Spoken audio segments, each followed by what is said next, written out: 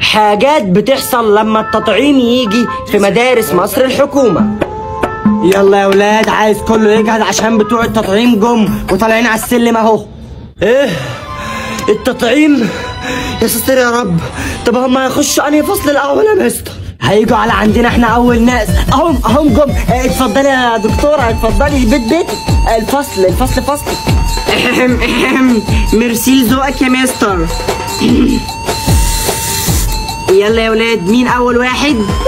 ياض ما تزقش ينعلقوا شكلك يا بارد. خلاص يا دكتور، انا اول واحد وامري لله. اتفضلي. يلا بسم الله. يا بنت الكلب. ايه ده؟ لا يا دكتورة، ده بيغني حب. مين يا بنت الكلب؟ هو انت عندك قلب وكده؟ اللي بعده خش بسرعة. انا يا دكتورة انا، بس بالراحة وغلاوة امك عشان بخاف من الحقن دي قوي. خدي. ما تقلقش يا بابا، ما تخافش خالص. يلا يا حبيبي.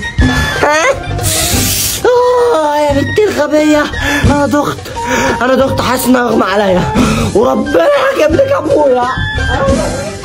يلا اللي بعده خش. انا اهو. بص يا دكتورة، خليك احنا هنا معاها كده عشان انا غشيم، الله يبارك لك. خلي بالك بقى. حاضر يا عم الغشيم، حاضر، خوفني. يلا. يا ولية، قلت لك انا غشيم. ايه ده يا ولد؟ عيب مش كده.